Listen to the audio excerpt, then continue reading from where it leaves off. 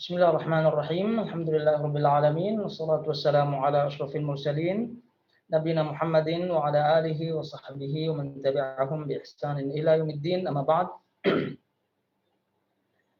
Ayyuhal ikhwati wal akhwat, jamaah semua yang dirahmati Allah Azza wa Jalla. Alhamdulillah Allah memberikan kita kesempatan, memberikan kita taufiknya untuk melanjutkan kembali kajian rutin kita pada pagi hari Sabtu ini, dan semoga Allah Subhanahu wa taala menjadikan apa yang kita laksanakan, apa yang kita ikuti pada pagi hari ini menjadi amal soleh kita yang diterima olehnya Rabbul Alamin. Baik, ayolah ikhwah, jamaah semua yang dirahmati Allah Azza wa Jalla. Setelah kita membahas berkenalan tentang Al-Imam Al-Bukhari rahimahullahu ta'ala, dan juga setelah itu kita berkenalan sedikit mengenai kitab Sahih Al-Bukhari, dan itu insyaallah ta'ala kita akan mengambil bahasan, yaitu kita akan mengambil bahasan kitab At-Tauhid. Nah, jadi kitab At-Tauhid yang membahas tentunya berkaitan dengan tauhid dan juga akidah seorang muslim. Nah, sebelum masuk ke bahasan, sebelum kita membacakan satu persatu dari hadis-hadis yang diriwayatkan kepada kita oleh Imam Al-Bukhari rahimahullahu taala kaitannya dengan tauhid, kaitannya dengan akidah. Jadi kita ingatkan terlebih dahulu pada halaqah kali ini kaitannya dengan pertama bahwa Allah Subhanahu wa taala telah meninggalkan, dan juga Rasulullah Shallallahu Alaihi Wasallam telah meninggalkan umat ini berupa syariat yang bersih, syariat yang murni, dan itu diumpamakan oleh Rasulullah Shallallahu Alaihi Wasallam sebagai lembaran yang putih bersih. Di Rasulullah Shallallahu Alaihi Wasallam menyatakan, laqad taraktukum mithla al-bayda lailuha wa naharuha sawa. Jadi kata Nabi SAW, laqad taraktum ala mithli al-bayda lailuha wa nahariha sawa. Aku telah tinggalkan kalian di atas di atas lembaran putih, putih bersih. Malam dan siangnya sama. Artinya bahwa Rasulullah Shallallahu Alaihi Wasallam telah meninggalkan kepada kita, mewariskan kepada kita syariat yang putih bersih, yang malam dan siangnya sama. Semua syariat Rasulullah Shallallahu Alaihi Wasallam dalam keadaan apapun itu sama, tidak bisa berubah dan tidak boleh berubah. Oleh karena itu Abu Darda rahimahullahu taala yang meriwayatkan hadis ini mengatakan, shadaqa Rasulullah Shallallahu Alaihi Wasallam. Rasulullah Shallallahu Alaihi Wasallam benar, yaitu beliau telah meninggalkan kita di atas putih, di atas lembaran putih bersih, yang mana malam dan siangnya sama, artinya tidak bisa berubah. Nah, ini menjadi dasar kita bahwa syariat ini itu telah sempurna dari Allah Subhanahu wa taala yang disampaikan oleh Rasulullah Shallallahu Alaihi Wasallam, dan Al-Qur'an itu sendiri sebagai penjelas, sebagai penerang kepada kita semua, dan itu yang disampaikan oleh Allah Subhanahu wa taala dalam surah An-Nahl ayat 89. Wa nazzalna 'alaikal kitab tibyanan likulli syai' wa hudan wa rahmatan wa busyra lil mu'minin. Ini kata Allah Subhanahu wa taala, dan kami telah turunkan kepadamu Al-Qur'an, Alkitab, Al-Qur'an, tibyanan sebagai keterangan, sebagai penjelas, likulli syai' terhadap semua masalah, Juga Al-Qur'an itu sebagai petunjuk, wa hudan wa rahmah sebagai rahmat, wa busyra lil muslimin, dan sebagai pemberi kabar baik kepada atau bagi kaum muslimin. Jadi sudah jelas di sini Al-Quran yang tadi kita bacakan yang barusan, kemudian Nabi Shallallahu Alaihi Wasallam telah sampaikan dari hadis yang tadi kita bacakan dan juga hadis-hadis yang lain bahwa Islam ini telah sempurna, syariatnya tidak bisa diganggu gugat lagi, itu sudah sempurna, itu sudah menjadi keputusan Allah Subhanahu wa taala yang terbaik tentunya. Apabila ada orang yang tidak sesuai dengan syariat, ya berarti orangnya yang harus diganti. Bukan syariatnya yang diganti, tapi orangnya yang harus diganti. Nah, kaitannya dengan hal itu kita mengetahui bersama Allah Subhanahu wa taala menurunkan ayat yang menerangkan kesempurnaan Islam tersebut, yang menerangkan kesempurnaan syariat Islam. Surah Al-Maidah ayat 4. Al-yauma akmaltu lakum dinakum wa atmamtu alaikum ni'mati wa raditu lakumul Islam madina. Pada hari ini aku telah sempurnakan untukmu agamamu. Al-yauma akmaltu lakum dinakum wa atmamtu alaikum ni'mati, dan aku telah sempurnakan nikmatku kepadamu. Wa raditu lakumul Islam madina, dan aku ridha Islam itu sebagai agamamu. Ini sebagai pernyataan yang sangat-sangat jelas dari Allah Subhanahu wa taala. Kita simak apa yang disampaikan oleh Ibnu Abbas rahimahullahu taala kaitannya dengan ayat ini yang diriwayatkan oleh Al-Imam Ibnu Jarir At-Tabari rahimahullahu taala dalam tafsirnya.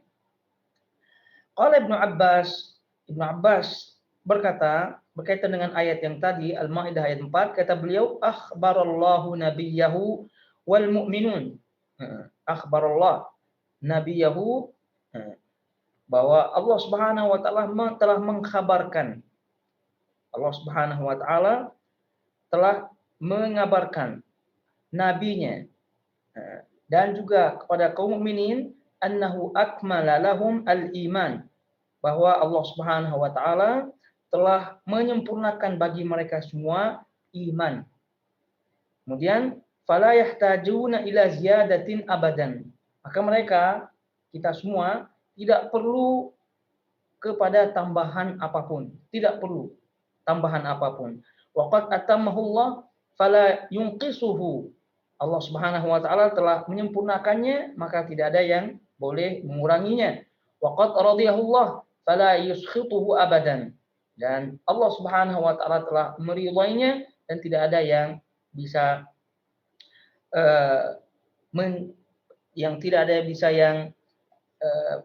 iskhatuhu, yaitu tidak ada yang bisa membantahnya. Tapi ini yang disebut oleh Imam Imam Al-Jarir At-Tabari rahimahullahu taala daripada sahabat Ibnu Abbas. Keterangannya tentang al-yauma akmaltu lakum dinakum, Al-Maidah ayat 4, dan beliau radhiyallahu taala anhu jelas-jelas mengatakan bahwa tidak ada tambahan, tidak ada yang boleh menguranginya, tidak boleh ada yang mengingkarinya. Ini sudah jelas. Nah, ini kepada seluruh syariat yang ada. Kepada seluruh syariat yang ada. Nah, berkaitan dengan syariat, tentu yang paling utama sekali di antara syariat-syariat yang ada, adalah berkaitan dengan akidah, berkaitan dengan iman. Berkaitan dengan akidah, berkaitan dengan iman. Inilah syariah yang paling utama.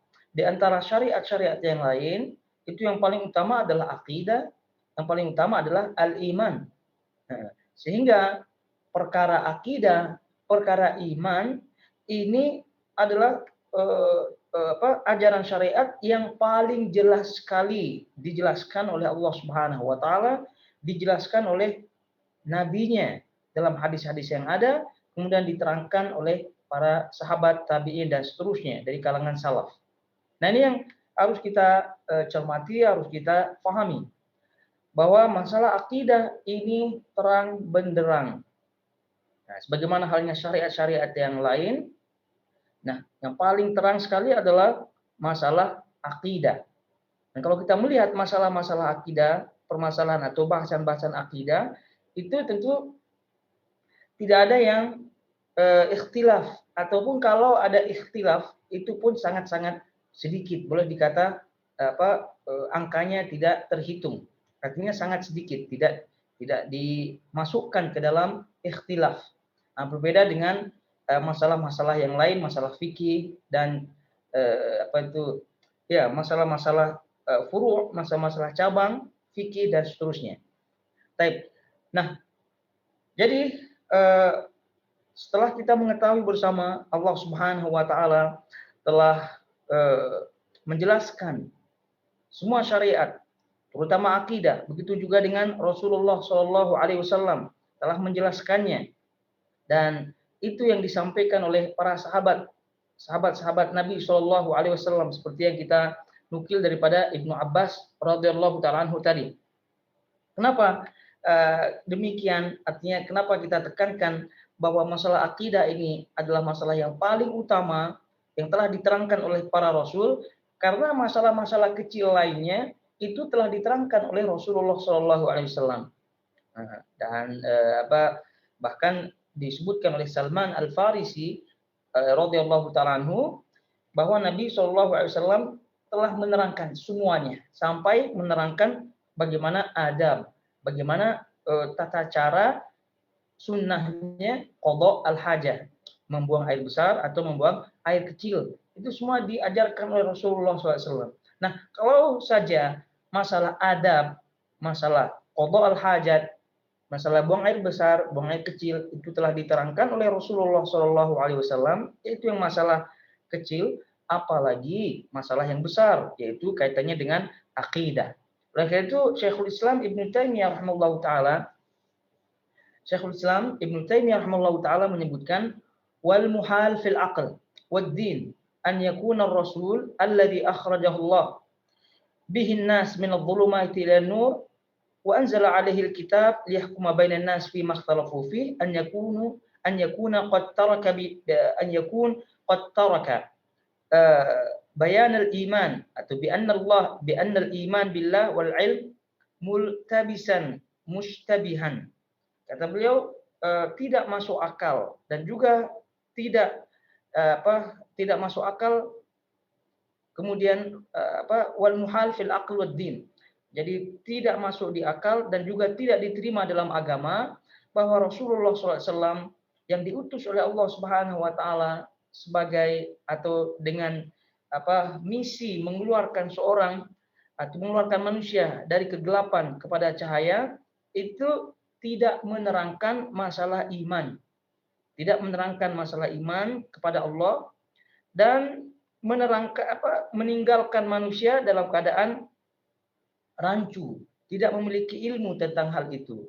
Nah, ini kata beliau. Jadi sangat-sangat tidak diterima oleh akal dan juga agama kalau seandainya Rasulullah SAW yang diutus oleh Allah Subhanahu wa taala untuk mengeluarkan manusia dari kegelapan menuju cahaya, itu tidak menerangkan masalah iman. Sementara dalam hadis-hadis yang lain tadi kita sebutkan Rasulullah SAW menerangkan semua hal dari yang kecil, qada al-hajat, kemudian seterusnya. Dan itu sekali lagi menunjukkan bahwasanya apabila yang kecil saja telah diterangkan oleh Rasulullah Shallallahu alaihi wasallam, ini apalagi masalah yang besar, yaitu masalah iman. Kata beliau rahimahullahu taala, Syekhul Islam rahimahullah, fa inna ma'rifata hadza asluddin wa afdalul a'mal. Karena mengetahui tentang hal ini, masalah iman, masalah akidah, masalah tauhid adalah termasuk asluddin, termasuk perkara usul, perkara pokok, perkara dasar dalam agama. Wa afdalul a'mal, dan amalan yang paling utama.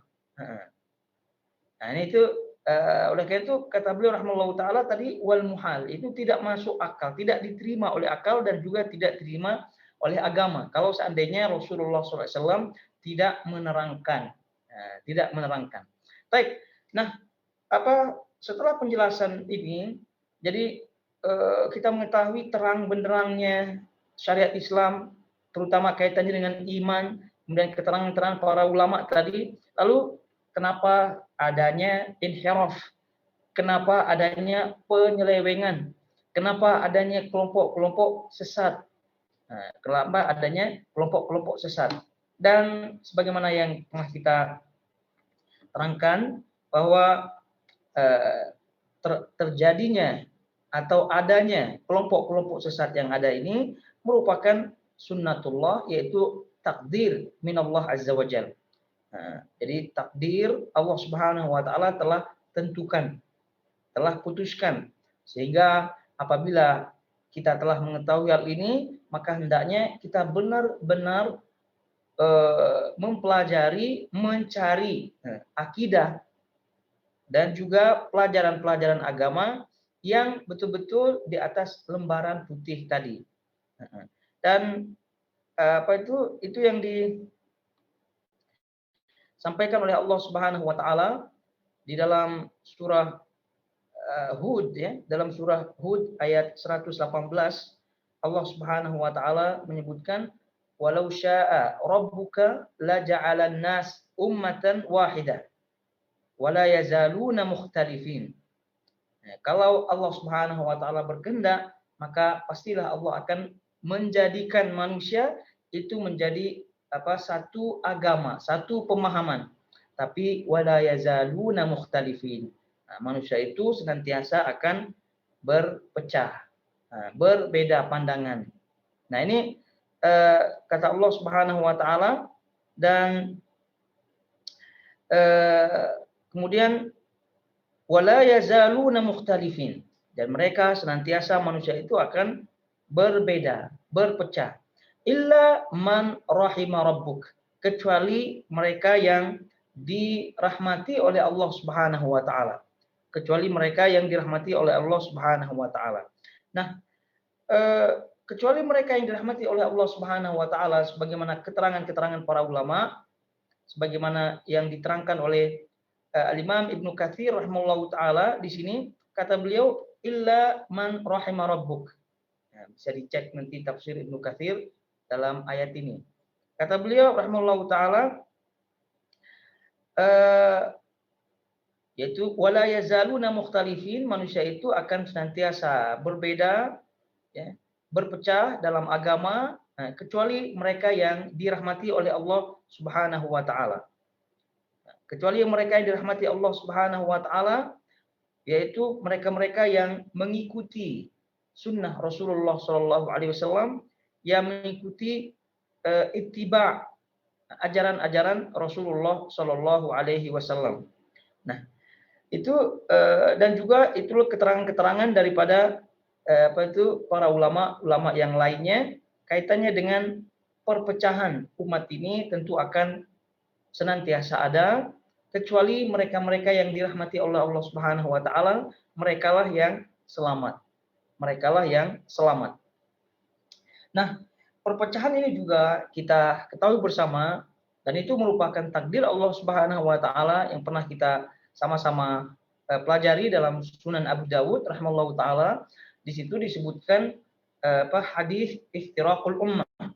Di situ disebutkan hadis perpecahan umat ini, di mana umat Nabi sallallahu alaihi wasallam sataftariqu ila 73 firqatan, akan berpecah menjadi 73 golongan. Satu saja yang masuk surga, yaitu ma ana alaihi washabi, apa yang berada di atasku dan sahabat-sahabatku. Kemudian juga dalam riwayat lain al-jamaah. Nah, hadis-hadis ini dan juga ayat yang tadi menerangkan kepada kita bahwa perpecahan yang ada itu pasti ada. Pasti ada. Walaupun telah diterangkan oleh Rasulullah Shallallahu alaihi wasallam. Walaupun telah disampaikan juga oleh sahabat-sahabat Nabi Shallallahu alaihi wasallam. Nah, namun kita sebagai orang-orang yang mengetahui keadaan seperti ini, yang telah diberikan hidayah oleh Allah Subhanahu wa taala untuk mempelajari akidah yang benar, ya tentu kita berusaha semaksimal mungkin untuk menjaga, mencari mana yang paling murni. Nah, maka sebab itulah kita kembali kepada pemahaman salaf dalam hal ini. Nah, adapun kalau kita melihat sejarah ringkas daripada kelompok-kelompok yang ada, perpecahan-perpecahan yang ada, jadi panjang para ulama menerangkan kepada kita kaitannya dengan sejarah-sejarahnya. Nah, jadi kita ketahui bersama keterangan para ulama induk kelompok sesat induk kelompok sesat. Itu ada yang menyebutkan 4. Ya, ada yang menyebutkan 4. Itu diantaranya adalah Rafidhah, Syiah, Rafidhah, kemudian Khawarij, kemudian Qadariyah, kemudian Murji'ah. Nah, ini diantara kelompok-kelompok besar ya sesat yang menjadi induk, yang menjadi utama. Nah, kemudian darinya tersebar kelompok-kelompok yang sesat lainnya.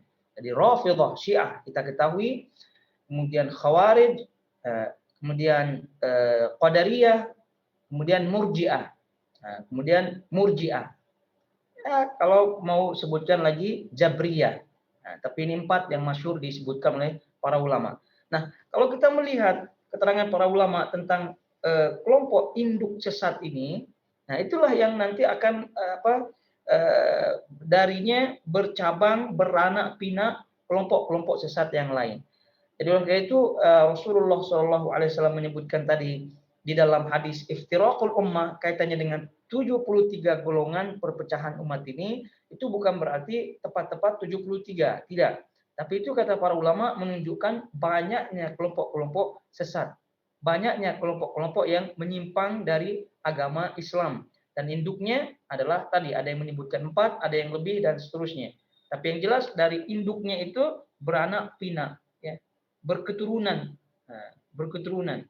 Jadi ada yang mengambil banyak dari induknya ini, ada yang mengambil sedikit, tapi yang jelas mereka terpengaruhi. Nah, kemudian kelompok-kelompok sesat atau induknya ini, kalau kita melihat ya munculnya induk ini tentu di zaman Rasulullah Shallallahu Alaihi Wasallam itu secara kelompok mereka berkelompok berpengikut ya tidak ada. Tetapi kalau kita melihat secara secara pemikiran itu mereka sudah ada seperti pemikiran Khawarij, di mana Rasulullah SAW ditegur oleh seseorang namanya Dzul Khuwaisirah, seorang yang namanya Dzul Khuwaisirah At-Tamimi. Ketika perang Hunain, Rasulullah SAW membagi ghanimah. Lalu orang ini mengatakan dengan beraninya menegur Rasulullah SAW, "I'dil ya Muhammad." Berlaku adillah dalam membagi wahai Muhammad. Nah, kata Rasulullah SAW, "Illam a'dil faman." Jadi jika aku tidak berbuat adil, lalu siapa lagi yang akan berbuat adil? Ini dari pemikiran seperti ini muncul pemikiran Khawarij yang suka menentang pemerintah dan yang lain-lain. Sehingga Syekhul Islam dan juga yang lainnya di kalangan para ulama mengatakan kelompok sesat yang pertama yang muncul adalah cikal bakal ya, benih-benihnya itu adalah Khawarij. Nah, tapi Khawarij ini secara kelompok ya tentu muncul pada waktu Ali bin Abi Thalib. Nah, berbicara kelompok-kelompok sesat ini, mereka makin menjadi-jadi, kelompok-kelompok sesat ini makin menjadi-jadi. Ini tentu salah satu di antara penyebabnya adalah luasnya kekuasaan Islam. Nah, ini tentu luasnya kekuasaan Islam yaitu ada dampak positif, ada dampak negatif tentunya. Jadi kita ketahui ketika Khalifah Umar bin Khattab radhiyallahu taala anhu itu kekuasaan Islam itu sudah tersebar tersebar di Afrika, kemudian di Irak gitu, tersebar juga di Syam. Itu Umar bin Khattab radhiyallahu taala anhu, kemudian pada masa Utsman bin Affan itu makin meluasnya. Jadi semakin meluasnya daerah kekuasaan Islam, itu orang-orang Yahudi terutama ya, agama-agama besar pada waktu itu Yahudi, kemudian Majusi yang di bawah kekuasaan besar seperti Persia, seperti Romawi, tentu mereka tidak terima akan kebesaran kekuasaan daripada Islam ini. Ya setelah mereka kalah dari segi kekuatan, karena Umar bin Khattab radhiyallahu ta'ala menghancurkan kekuasaan Persia. Nah, lalu kemudian kekuasaan Romawi juga dikalahkan oleh beliau radhiyallahu ta'ala anhu sehingga tidak ada di kawasan Arab. Di kawasan Syam mereka sudah lari. Nah, ini salah satu di antara penyebab-penyebab tentunya mereka tidak ridho terhadap Islam. Sehingga setelah mereka kalah dari segi kekuatan pasukan, ya tentu mereka bagaimana cara mereka untuk menghancurkan Islam tentu dari dalam melalui pemikiran-pemikiran yang ada. Sehingga kalau kita melihat kelompok-kelompok besar yang ada Qadariyah, kemudian Murji'ah, itu kebanyakan asal usulnya itu dari orang-orang yang tadi Persia, orang-orang Yahudi. Jadi kalau kita melihat Syiah, Abdullah bin Saba, Yahudi Yaman, ini Yahudi. Kemudian Qadariyah, itu juga orang Majusi. Nah, itu adalah salah satu di antara penyebab inhiraf, penyimpangan yang ada. Sehingga kita harus benar-benar hati-hati. Harus kita benar-benar meniti jalan ini, meniti jalan agama dengan betul-betul melihat siapa yang menerangkan agama tersebut, kemudian dari mana agama tersebut diambilnya. Inna hadzal ilma dinun tanzuru amman ta'khuduna dinakum. Agama ini, ilmu ini termasuk bagian daripada agama, maka cek dari mana kalian mengambil agama kalian. Baik. Jadi dampak ya yang sangat-sangat nampak, yang sangat-sangat kelihatan setelah dikuasainya kekuasaan besar Persia dan Romawi di kawasan Arab. Jadi mereka melakukan strategi ya untuk mengalahkan Islam tentunya. Nah, jadi dampak utama yang kita melihat dalam sejarah adalah istishhad, terbunuhnya Umar bin Khattab radhiyallahu taala anhu. Umar bin Khattab radhiyallahu taala anhu ini terbunuh tentunya oleh hamba sahaya daripada salah seorang sahabat Nabi Shallallahu alaihi wasallam, yang hamba sahaya tersebut ya tentu dari Persia. Nah, kemudian juga setelah itu terbunuhnya Utsman bin Affan radhiyallahu taala anhu, di mana Utsman bin Affan terbunuh oleh kaum Khawarij, yang itu tentu lebih besar lagi konspirasinya, lebih besar lagi strategi mereka tentunya dari golongan Yahudi, kemudian Majusi, yang kemudian membunuh Utsman bin Affan radhiyallahu taala anhu. Nah, setelah itu fitnah-fitnah muncul.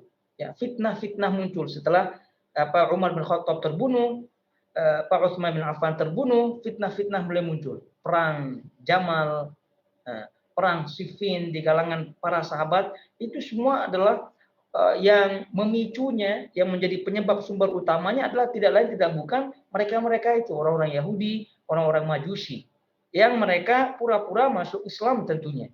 Jadi mereka bukannya tidak mengatakan la ilaha illallah, bukan mereka tidak masuk Islam, ya karena justru mereka masuk Islam sehingga mereka bisa memasuki tubuh kaum muslimin dan membuat talbis, ya, membuat syubhat-syubhat yang ada, atau membuat api fitnah, menyalakan api fitnah. Jadi terjadilah fitnah-fitnah di kalangan sahabat gara-gara mereka tentunya.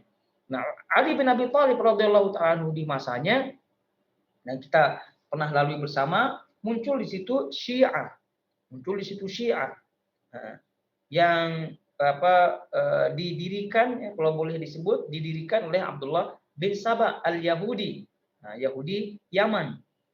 Bahkan membuat syubhat-syubhat talbis kepada kaum muslimin dan juga kepada pengikutnya tentunya, bahwa Jibril salah memberikan risalah, salah memberikan wahyu, bahwa yang paling berhak adalah Ali bin Abi Thalib yang untuk menjadi khalifah, dan yang lain-lain daripada syubhatnya. Bahkan sampai kepada titik puncaknya mereka menghembuskan syubhat bahwa Ali bin Abi Thalib ini sebagai seorang ilah, sebagai seorang Tuhan, sehingga tidak heran mereka ada di antara mereka yang dibakar oleh beliau radhiyallahu taala anhu. Ini Syiah, yaitu seolah menampakkan kecintaan yang luar biasa konon kepada Ali bin Abi Thalib, tapi ini tentu ghulu, berlebihan. Di satu sisi muncul Khawarij akibat setelah daripada perang Siffin. terjadi perdamaian antara Ali bin Abi Thalib dengan pasukan Muawiyah bin Abi Sufyan, terkenal dengan peristiwa tahkim, dan mereka tidak menyetujui tentunya proses tahkim ini, sehingga mereka keluar.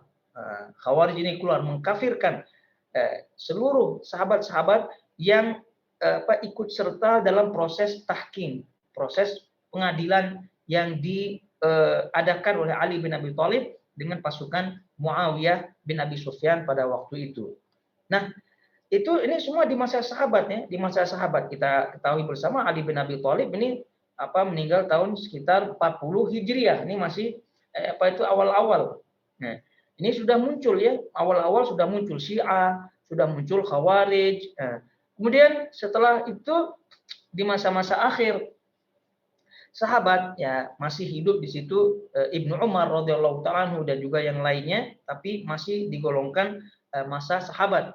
Itu muncul sekte ya, pemahaman akidah baru, yaitu yang menafikan takdir, Ini istilah dinamakan qadariyah.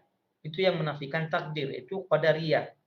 Dan qadariyah ini sebagaimana yang disebut oleh Syekhul Islam Ibnu Taimiyah rahimahullahu taala, kata beliau, wa qad ruwiya anna awwala man ibtada'a, telah diriwayatkan bahwa orang yang paling pertama membuat keyakinan menafikan takdir atau qadariyah ini adalah itu bil Iraq. Itu muncul di kawasan Irak oleh rajulun min ahlil Basrah. Jadi orang yang pertama kali membuat akidah ini, akidah qadariyah, itu muncul di Irak, di kawasan Basrah. Orangnya bernama katanya Si Sawaih. Si Sawaih namanya, Si Sawaih. Dan Si Sawaih ini adalah keturunan Majusi. Si Sawaih ini keturunan Majusi. Kemudian setelah itu dari Si Sawaih ini diambil pemikirannya, diambil akidahnya oleh Ma'bad al-Juhani. Diambil oleh Ma'bad al-Juhani. Jadi yang terkenal menyebarkan pemahaman qadariyah yang menafikan takdir adalah Ma'bad al-Juhani tentunya. Ma'bad al-Juhani. Nah, tapi Ma'bad al-Juhani ini ternyata berguru di seorang keturunan Persia, Majusi, yang bernama tadi Si Sawaih. Dan Ma'bad al-Juhani ini karena penyimpangannya dari akidah Islam, orang ini pun dibunuh oleh khalifah pada waktu itu pada tahun 80 Hijriah. Dibunuh pada tahun 80 Hijriah. Ini 80 Hijriah ini udah masa akhir-akhir sahabat Nabi SAW. Ini qadariyah. Kemudian di situ muncul juga pemahaman yang menafikan sifat-sifat Allah Subhanahu wa taala. Yang menafikan sifat-sifat Allah Subhanahu wa taala. Yaitu mengatakan bahwasanya Allah Subhanahu wa taala tidak ada sifat-sifatnya. Dan ini yang dikenal dengan kelompok Jahmiyah yang dinisbatkan kepada Jaham bin Sufyan. Nah, Syekhul Islam Ibnu Taimiyah rahimahullahu taala juga menyebutkan dalam fatwanya, ya, bercerita beliau rahimahullahu taala tentang kelompok ini. Kata beliau, aslu maqalatu ta'til as-sifat fa akhadha an talamidil yahud wal musyrikin. Kata beliau, asal mula pemahaman akidah yang mengingkari sifat, itu kata beliau itu diambil dari murid-murid Yahudi dan orang-orang musyrik. Nah, lagi-lagi Yahudi dan musyrik. Kemudian fa inna awwala man hufidha anhu annahu qala hadhihi al-maqalah fil Islam a'ni anna Allah laisa 'alal 'arsy haqiqatan wa anna al-istiwa bi ma'na al-istila wa nahwi dzalik huwa al-Ja'd bin Dirham. Dan orang yang pertama yang tercatat ya, memahami pemahaman ini, pemahaman menafikan sifat yang mengatakan Allah tidak beristiwa di atas arsy-Nya secara hakikat, kemudian istiwa itu bukan maknanya istiwa, tapi maknanya adalah menguasai, dan yang lain-lain. Itu orang yang paling pertama kali kata beliau adalah Ja'ad bin Dirham. Orang pertama kali adalah Ja'ad bin Dirham. Wa akhadhaha anhu Al-Jaham bin Sofyan. Lalu dari Ja'ad bin Dirham ini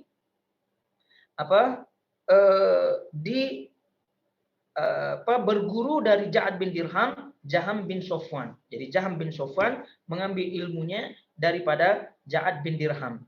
Wa adhharaha fanasabat maqalatal Jahmiyah ilaihi. Maka Jaham bin Sofyan ini menyebarkan pemahaman Ja'ad bin Dirham yang menafikan sifat Allah, yang mengingkari sifat Allah.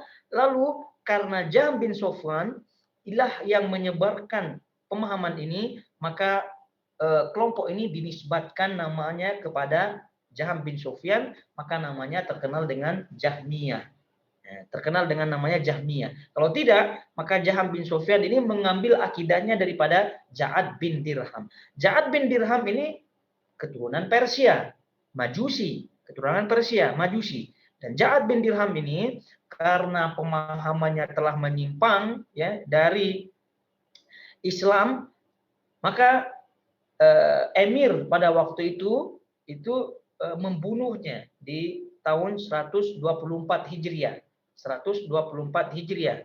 Pada hari Idul Adha dibunuhlah Ja'ad bin Dirham ini, yaitu emir pada waktu itu Khalid bin Abdullah Al-Qusari. Jadi Khalid bin Abdullah Al-Qusari. Jadi dia yang memotong kepala daripada Ja'ad bin Dirham. Ya karena memang tahun-tahun ini itu para pemimpin Islam sungguh pun ada di antara mereka yang zalim dan seterusnya, tapi perkara akidah tetap dijaga. Perkara akidah mereka tetap menjaganya. Sehingga sedikit perkembangan daripada akidah-akidah sesat.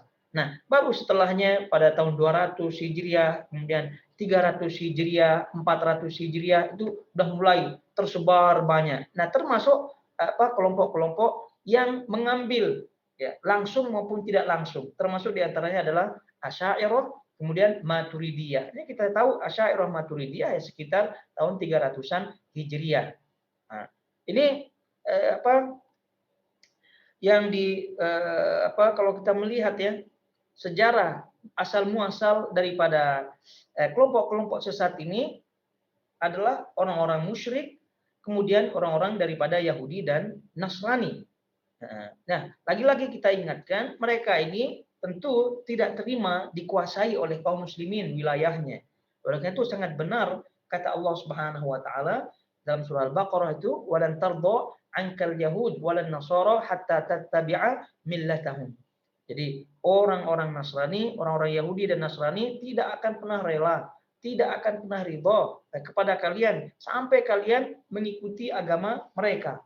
Nah, ini adalah suatu fakta, suatu kenyataan yang tidak bisa dipungkiri bahwa mereka itu semuanya mengatur strategi, mengatur rencana. Mungkin kita tidak merasa strategi mereka gitu ya, tidak terasa langsung strategi mereka karena kononnya ada yang bertetangga dengan mereka non muslim. Nah, dia bilang tetangga saya baik-baik saja, mana ada pemikiran-pemikiran seperti itu, tapi dia tidak mengetahui bahwa yang puncaknya di situ ya pemimpin-pemimpin mereka lah yang mengatur strategi. Lalu dengan pemimpin-pemimpinnya itu bekerja sama dengan pemimpin-pemimpin Islam yang berpemahaman menyimpang daripada Islam, sehingga mereka pun bekerja sama dengan pemimpin-pemimpin tersebut, pemimpin Islam yang memiliki pemahaman yang tidak benar, sehingga itulah menjadi jembatan mereka untuk menguasai Islam dari segi pemikiran. Dan betapa banyak fakta-fakta yang kita melihat bahwa di zaman dahulu, ya, di zaman peperangan zaman dahulu, penjajahan di zaman dahulu, baik di Nusantara maupun di Arab ini, ya, itu penjajah-penjajah dari Eropa pada waktu itu mereka justru bekerja sama dengan kelompok-kelompok sufi, ya, kelompok-kelompok sufi dalam fakta-fakta sejarahnya. Mereka bekerja sama dengan kelompok-kelompok sufi. Kenapa? Karena mereka kelompok-kelompok sufi itu ya fokusnya adalah ibadah dan ibadahnya itu pun tidak sesuai dengan sunnah Nabi Shallallahu Alaihi Wasallam sehingga sangat mudah terpedaya. Nah, sangat mudah ditipu oleh mereka-mereka orang-orang penjajah tadi. Jadi intinya bahwa Yahudi, Nasrani, musyrikin dan seterusnya itu tidak akan pernah rela dan senantiasa mereka akan bekerja sama dengan orang-orang yang memiliki pemahaman menyimpang daripada pemahaman salaf ini.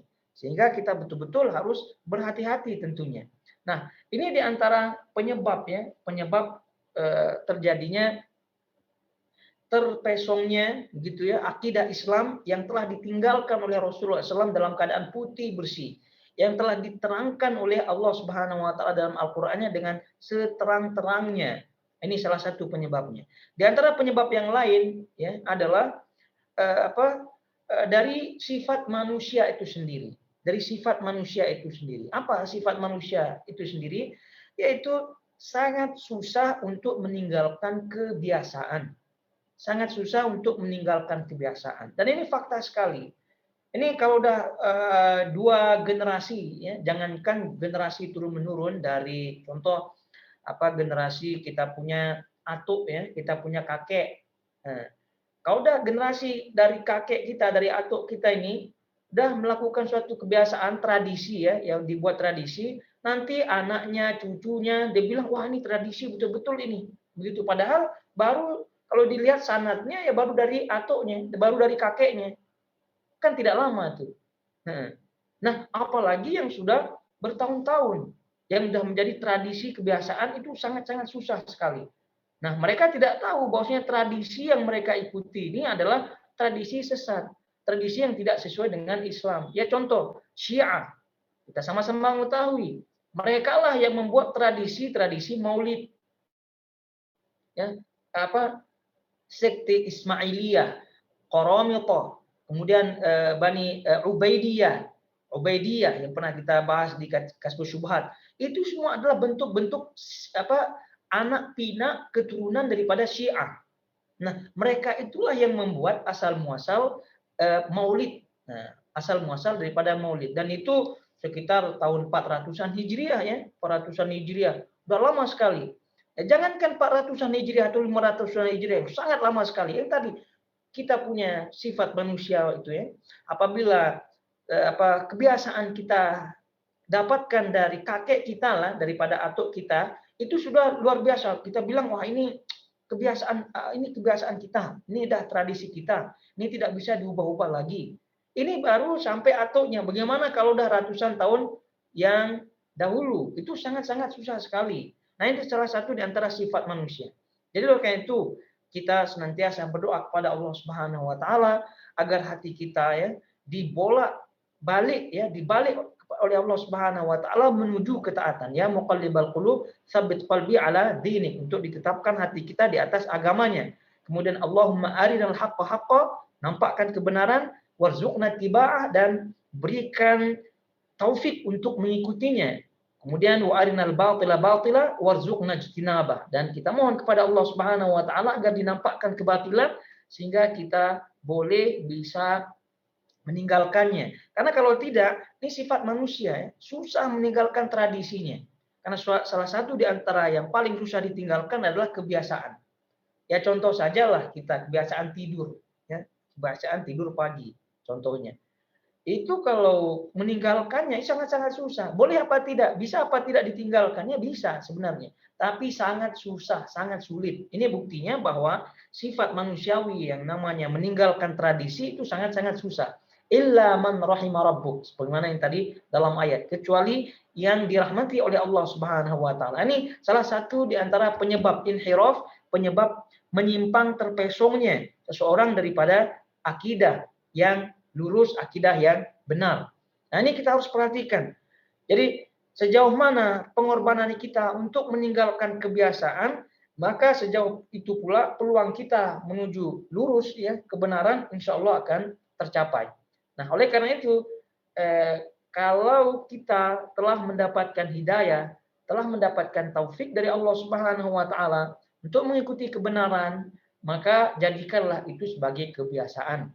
Jadikanlah itu sebagai kebiasaan, dan itu insyaallah taala akan menjadi kokoh biidznillah taala. Baik.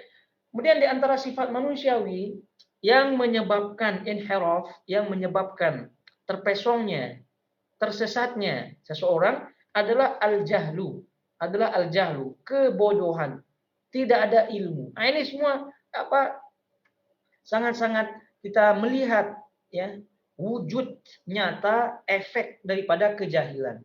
Jadi betapa banyak orang yang mengikut-ngikut saja, betapa banyak orang yang hanya mengamalkan, tapi jahil, tidak mengetahui apa sebenarnya yang diikutinya, apa sebenarnya yang dipelajarinya.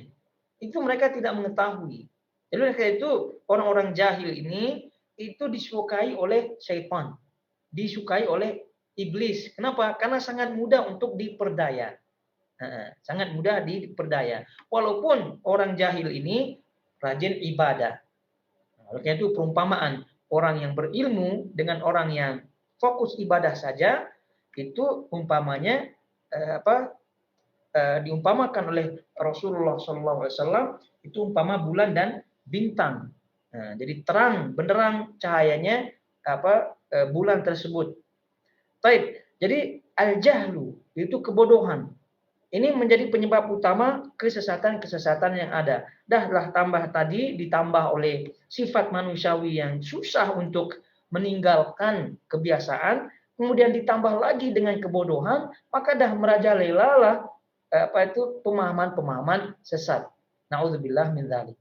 Nah, oleh karena itu ayyuhal akhwat semuanya, jadi kita benar-benar bersemangat ya, berazam diri untuk menuntut ilmu dengan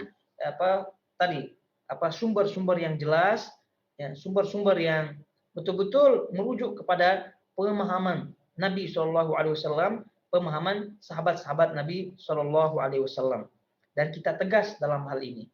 Nah, oleh karena itu kita berusaha dalam kajian kita berusaha untuk mengkaji kitab-kitab ulama salaf. Dan juga mengkaji ulama-ulama salaf tersebut dari penjelasan orang-orang para ulama yang meniti jejak-jejak mereka. Karena jangan salah, ya, ini insya Allah kita akan bahas Sahih Al-Bukhari atau Kitab Tauhid dari Sahih Al-Bukhari. Jangan salah bahwa orang-orang yang sesat, yang menyimpang ya dari pemahaman salaf, dari pemahaman sahabat, itu juga mereka mensyarah Sahih Bukhari. Nah, tapi syarahnya tentu menyesuaikan pemahaman mereka. Oleh karena itu dalam menuntut ilmu, membaca kitab itu terutama kitab-kitab para ulama terdahulu, jangan pernah baca kitab ya, yang disyarah oleh orang-orang yang tidak sejalan dengan penulisnya dari segi akidah. Ya, contoh Sahih Bukhari, ya, Sahih Bukhari. Apabila Sahih Bukhari ini ya, kita lihat syarahnya, jadi tentu yang kita lihat syarahnya adalah ulama-ulama yang sejalan dengan pemahaman akidah salaf. Bagaimana pemahaman? Contoh, pemahaman akidah salaf dalam akidah iman, akidah asma wa sifat, akidah nama-nama dan sifat-sifat Allah Subhanahu wa taala. Ya, contoh tadi berkaitan dengan istiwa. Bagaimana pemahaman istiwa? Nah, Al-Imam Al-Bukhari rahimahullahu taala sebagaimana pernah kita terangkan pada pertemuan-pertemuan sebelumnya, memiliki banyak kitab. Tidak hanya Sahih Bukhari saja, tapi beliau memiliki banyak kitab. Di antara kitabnya adalah Khalqu Af'alil Ibad. Kitabnya adalah Khalqu Af'al Ibad. Beliau terangkan di situ masalah takdir, beliau terangkan di situ masalah sifat-sifat Allah Subhanahu wa taala. Nah, jadi kita mengetahui ini orang dalam mensyarah Sahih Bukhari ini siapa orangnya, dari segi akidahnya apakah sama dengan akidah Bukhari apa tidak. Nah, itu dia. Jadi kalau sama akidahnya dengan akidah Bukhari, maka kita terima syarahnya. Tapi kalau orang itu tidak sama akidahnya dengan akidah Sahih Bukhari, akidahnya Bukhari, sang penulis Sahih Bukhari, ya tentu bagaimana cara kita, alasan kita untuk menerimanya. Ya tentu tidak masuk akal tidak masuk akal kita terima penjelasan dalam bab akidah ya. terima penjelasan orang-orang yang menyelisihi akidah Al-Imam Al-Bukhari ya dalam menerangkan Sahih Bukhari. Sehingga lagi-lagi kita ingatkan bahwa betapa banyak orang-orang di zaman sekarang ini yang menyelisihi akidah Bukhari dalam yang menyelisih akidah Bukhari dalam asma wa sifat, dalam bab takdir, namun menerangkan atau mensyarah Sahih Bukhari. Dan ini kita harus hati-hati. Dan perlu kita ketahui bersama juga ya, secara fakta di Nusantara kita, itu orang-orang yang menyimpang dari akidah Al-Bukhari itu lebih banyak daripada yang sesuai dengan akidah Bukhari. Ya contohnya apa? Contohnya akidah Asy'ariyah, akidah Maturidiyah. Akidah Asy'ariyah, akidah Maturidiyah. Ini Asy'ariyah Maturidiyah itu memang dah banyak sekali di Nusantara, baik di Indonesia, baik di Malaysia, di Singapura, di Brunei, itu mereka yang menguasai dari segi akidah. Tapi ingat kita tidak tertipu karena yang menjadi ukuran bukanlah banyak orang. Yang menjadi ukuran kebenaran sekali lagi bukan banyak pengikut, tapi yang menjadi ukuran adalah sejauh mana dalilnya. Selama dalilnya itu kuat, kemudian merujuk kepada pemahaman-pemahaman sahabat, merujuk kepada pemahaman-pemahaman imam-imam yang muktabar, Bukhari, Muslim, Ahmad, Syafi'i, Imam Malik, kemudian sahabat-sahabat yang lain, maka itu kita terima. Tapi walaupun banyak pengikutnya, tapi tidak sesuai dengan akidah imam-imam ini, maka tentu kita tidak terima. Walaupun kita sendiri dari orang-orang Nusantara tentunya. Nah, jadi sekali lagi ikhwatul akhwat, jamaah semua yang dirahmati Allah Azza wa Jalla, ini harus kita perhatikan bersama. Dan juga kita harus benar-benar bersyukur kepada Allah Subhanahu wa taala diberikan kesempatan ya untuk membaca keterangan-keterangan ulama berkaitan dengan akidah ini yang diambil tentunya dari ulama-ulama yang mengikuti pemahaman-pemahaman mereka. Dan semoga Allah Subhanahu wa taala memberikan kita taufiknya, kemudian memberikan kita ikhlas ya dalam belajar, dalam mengamalkan apa yang kita pelajari dan memberikan ilmu yang berfaedah untuk kita semua. Nah, ini sedikit muqaddimah dan rasanya ini adalah muqaddimah terakhir karena sebelum kita memasuki kitab atau membaca kitabnya langsung, kita telah melalui beberapa muqaddimah. Jadi secara keseluruhan kita ada melalui 3 muqaddimah, yaitu muqaddimah kaitannya dengan biografi Al-Bukhari sendiri, Imam Al-Bukhari, kemudian yang kedua kaitannya dengan Sahih Al-Bukhari sendiri, kemudian yang ketiga yang sekarang kaitannya dengan kelompok-kelompok atau kaitannya dengan akidah, kemurnian akidah, kemudian kaitannya dengan perpecahan umat, kemudian kaitannya dengan sebab-sebab perpecahan tersebut. Nah, sehingga mudah-mudahan muqaddimah seperti ini memberikan kita pemahaman, kemudian juga menguatkan kita semua dan menyemangatkan kita semua untuk mempelajari kitab-kitab para ulama, di antaranya adalah Sahih Al-Bukhari ini. Nah, dan sekali lagi insyaallah taala kita akan membahasnya biidznillah taala mulai pada Sabtu depan insyaallah taala. Namun Sabtu depan mungkin masih hari raya ya. Jadi kita kita pending, mungkin kita cuti ya, kita libur untuk sementara waktu, tapi insya Allah kita akan lanjut, tidak lama-lama. Ya, karena ini kita punya kajian pun sekarang ini semuanya online, tidak seperti dulu sebelum corona, ya kita langsung bermajelis. Tapi kalau sekarang ya kita majelisnya majelis dunia maya.